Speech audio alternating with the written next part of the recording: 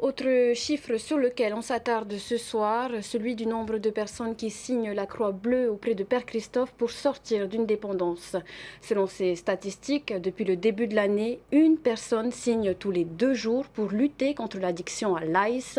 Esther Parot-Cordette a recueilli le témoignage d'une ancienne consommatrice et signataire. Regardez. Cette femme revient de loin. Sans domicile fixe depuis plus de 10 ans, elle a perdu la garde de ses 2 enfants. Un événement brutal qui l'a poussée à sombrer dans l'ice. J'avais plus rien parce que je vendais tout pour aller chercher ce truc, jusqu'à vendre mes affaires, mes linges, jusqu'à aller sur le trottoir pour avoir ce truc. Mais aujourd'hui, la jeune femme a réussi à se libérer de sa dépendance à l'ice. Vers 2018-2019, j'ai été voir Père. Comme je suis croyante, je prie beaucoup. Je sais que le Seigneur va m'aider. J'ai été voir Père pour signer. Et comme je respecte beaucoup le pacte avec Dieu, j'ai respecté le pacte 1 an. Au presbytère de la cathédrale, Père Christophe a le nez plongé dans ses graphiques. Chaque année, plus d'une centaine de personnes viennent le voir pour signer la croix bleue afin de lutter contre les addictions.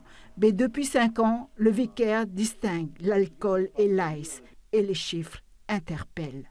55 personnes, c'est 29, c'est depuis le début de l'année. Ça fait pas mal, ça fait une personne tous les 2 jours.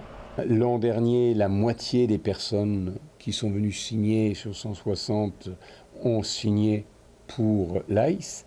Et puis là, on en est à plus de la moitié, on est déjà pratiquement à 2/3. La Croix bleue, créée par l'Église protestante suisse et introduite par les pasteurs missionnaires, s'est développée depuis une vingtaine d'années dans l'Église catholique en Polynésie. Si 90% des signataires vont jusqu'au bout de leur engagement, ce n'est pourtant pas une solution miracle. Ce n'est pas de la magie, c'est un moyen qui appelle à la responsabilité de la personne, puisque quand on vient signer, le prêtre ou le ministre qui reçoit n'est que témoin de cette signature, cet engagement. C'est sûr qu'on est aussi une porte d'écoute pour les personnes qui vont venir nous rencontrer en face. Si le nombre de signataires augmente, c'est parce que les consommateurs sont toujours plus nombreux, mais aussi parce que beaucoup veulent sortir de leur addiction. Et la foi est l'une des voies possibles.